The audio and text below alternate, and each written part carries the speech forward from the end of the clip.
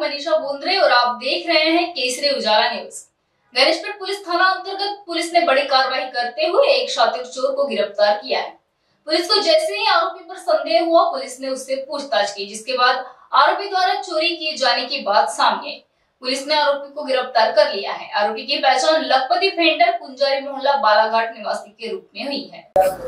Ganeshpeth police स्टेशनचे beat marshal Sumedh आणि सागर यांनी संशयावरून लखपती बस्तराम फेंडर वय 27 वर्ष राहणार पिंजारी मोहल्ला बालाघाट या व्यक्तीला एका वाहनासह चौकशीसाठी ताब्यात घेतलं आणि पोलीस स्टेशनला आणलं। त्याला ज्या वेळेला त्यांनी अटकलं होतं त्यावेळेला तो उडवाउडवीची उत्तरं देत होता। वाहन चोरी संदर्भामध्ये आम्ही सर्व पथकांना नाईट राऊंडचे जे ऑफिसर्स आहेत किंवा व्हेकल्स आहेत त्या सर्वांना आम्ही यापूर्वीच आदेश दिलेले आहेत आणि त्यांच्याकडनं ती चौकशी केली जाते।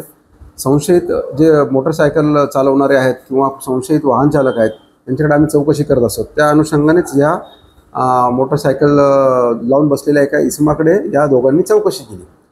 त्याच्यामध्ये तो उडवाउडवीची उत्तर देत असल्यामुळे त्याला पोलीस स्टेशनला आणलं।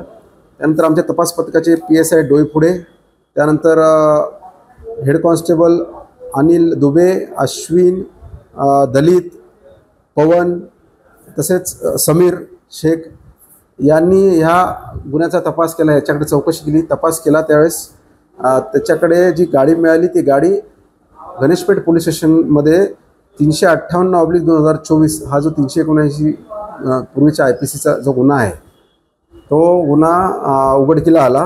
त्याच्यामध्ये एक स्प्लेंडर, ती जी गाडी स्प्लेंडर आहे ती त्या गुन्ह्यातली असल्याचं निष्पन्न झालं। त्यानंतर त्याला त्या गुन्ह्यामध्ये अटक करून त्याच्याकडून आम्ही एकूण 5 वाहनं, त्या स्प्लेंडरसह इतर 4 अशी 5 वाहनं आम्ही जप्त केलेली आहेत।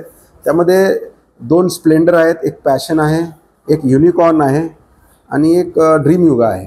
अशी 5 वाहनं आम्ही त्याच्याकडनं जप्त केलेली आहे। हा लखपती बस्तराम फेंडर हा याच्यावरती पूर्वी देखील लकडगंज पोलीस ठाण्यामध्ये वाहन चोरीचे गुन्हे दाखल असून त्याचं ते रेकॉर्ड आहे।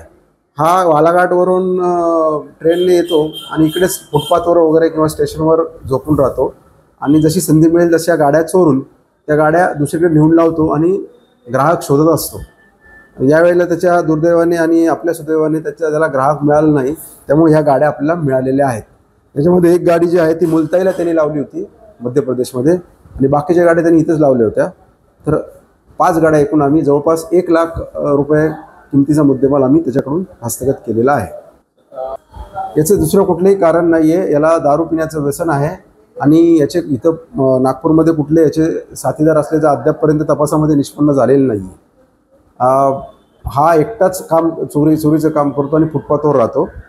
याला दारूचं व्यसन आहे, त्या दारूच्या व्यसनापायी हा या चोऱ्या करत असल्याचं तपासामध्ये त्यांनी सांगितलेलं आहे।